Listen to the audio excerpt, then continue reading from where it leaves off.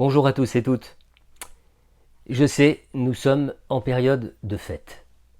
Mais comment, justement, dans le contexte que nous vivons, ne pas évoquer le développement exponentiel des thèses complotistes et l'augmentation tout aussi exponentielle de l'adhésion à ces thèses? Comment ne pas prêter attention aux confidences de celles et ceux qui disent avoir perdu un père, une mère, un ami, un conjoint qui a sombré de l'autre côté de l'esprit critique?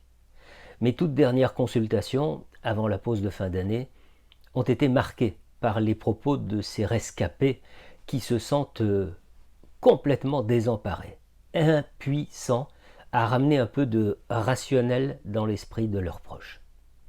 Alors quand on me dit que c'est une question d'intelligence qui permet de conserver un esprit en éveil, je ne suis pas d'accord. Parfois, oui, parfois, une absence de culture ou l'impossibilité d'exercer le sens critique parce que ce sens n'a pas été éduqué et stimulé, oui, parfois cela pourrait expliquer la chose. Personnellement, je préfère de loin expliquer la situation par l'angoisse.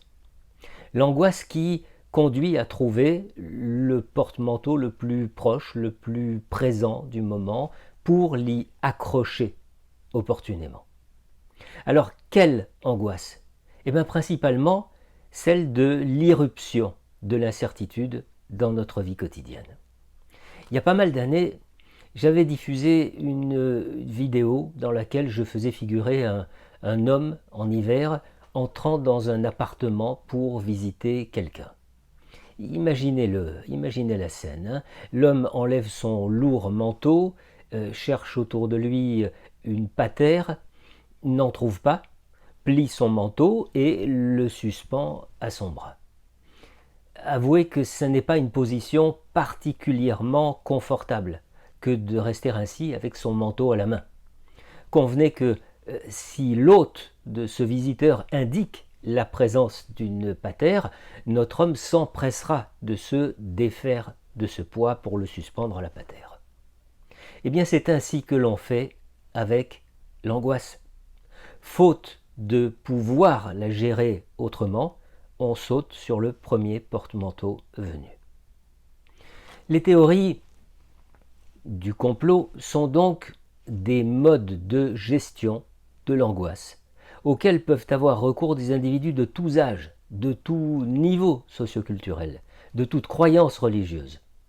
Tenter d'extraire une personne de sa croyance complotiste, c'est la priver de cette patère qui lui permet de matérialiser, de circonscrire l'angoisse, de lui donner une forme et de la nommer.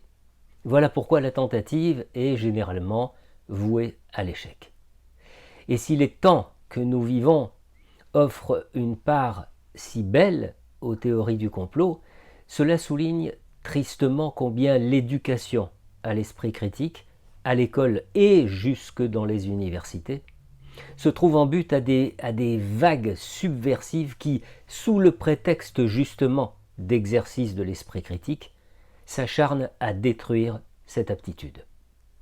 Au plan de la psychopathologie, cela n'évoque-t-il pas le mécanisme de la projection propre à la paranoïa? Ne reconnaît-on pas là, à des degrés divers, la nécessité, l'impératif de désigner un persécuteur que nous pouvons alors parer de tous les maux et sur lequel nous pouvons projeter notre peur, notre haine et notre désir de destruction? Allez, courage! Bonne fête à tous et toutes, et à bientôt.